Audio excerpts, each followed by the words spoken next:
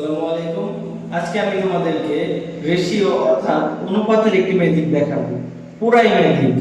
দেখো, এই ধরনের অঙ্ক তোমাদের পরীক্ষায় প্রতিনিয়তই আসে। যদি প্রশ্নে দেওয়া থাকে a/b সমান সমান 4:5 এবং b/c সমান সমান 7:9 হলে a/b/c ইকুয়াল টু কত? তো তোমরা কি করবে, এরকম প্রশ্ন যদি পরীক্ষায় আসে খুব সহজেই 2 সেকেন্ডের মধ্যে উত্তর দিতে পারবে। তোমরা প্রশ্নের মধ্যে এই যে a/b ইকুয়াল টু 4:5 আছে, এটার নিচে এই b/c এর 7:9 লিখে নিবে। 7:9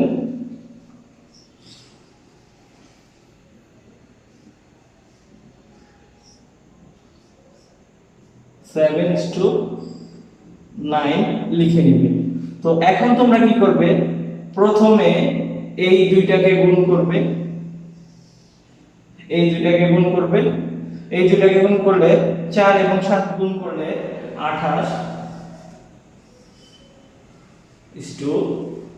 তারপর কি করবে, এই 5 এবং 7 এই কোণাকুণি গুণ করবে। 5 5 এবং 7 গুণ করলে হয় 35 এখন কি করবে, এই লম্বালম্বি গুণ করবে 5 এবং 9, 5 9 45। দেখো কত সহজে আমরা করে ফেললাম। a/b/c এর অ্যানসার 28:35:45। ধরো এই ধরনের অঙ্ক যদি পরীক্ষায় তোমরা আসে, এখন কি তাহলে তোমরা পারবে? আরেকটা প্র্যাকটিস করা যাক।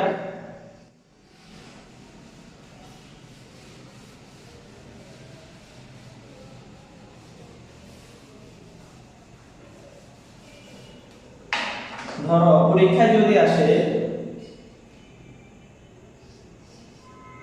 x/y ইকুয়াল টু 1:5 এবং y/z ইকুয়াল টু 3:4, তাহলে প্রশ্নে যদি থাকে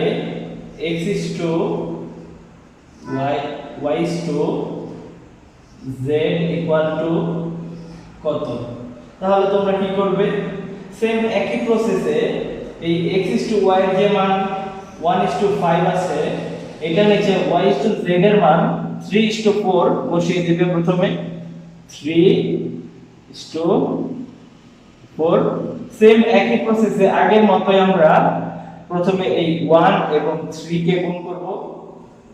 1 এবং 3 কে গুণ করলে 3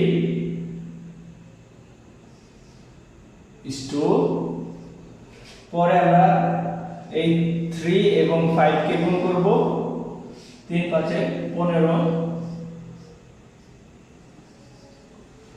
এবং লাস্টে আমরা এই লম্বালম্বি গুণ করব 5 এবং 4। 4 5 20। এই আমাদের आंसर x/y/z ইকুয়াল টু 3:15:20। এই আমাদের आंसर। কত সহজেই দেখো আমরা করে ফেললাম অঙ্কটি। তোমাদের এখন যদি আমি আরেকটা করতে বলি, তোমরা কি তাহলে করতে পারবে? ধরো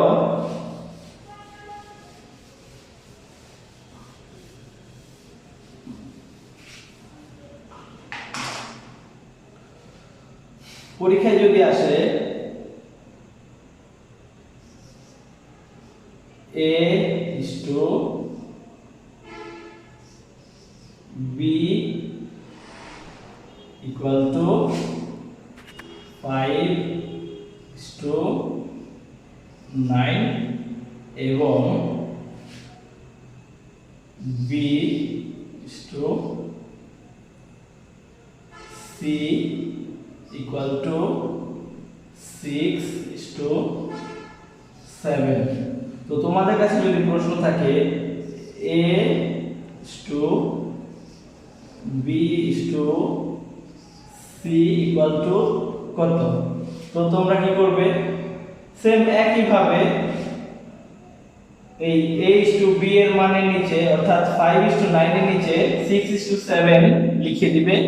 6:7। এরপর আমরা সেম আগের মতোই প্রথমে এই 5 এবং 6 কে গুণ করব। 5 এবং 6 কে গুণ করব। 5 এবং 6 কে গুণ করলে হয় 32। এখন আমরা এই কোণাকুণি গুণ করব।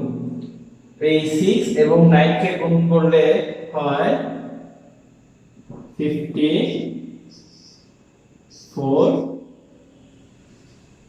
এবং আমরা এখন লম্বালম্বি এই 9 এবং 7 কে গুণ করব। 9 এবং 7 কে গুণ করলে হয় 63। এই আমাদের आंसर। কত সহজে আমরা করে ফেললাম। A:B:C এর মান 30:54:63। আমার ভিডিওটি যদি তোমাদের ভালো লেগে থাকে তাহলে তোমরা অবশ্যই আমার চ্যানেলটি সাবস্ক্রাইব করবে।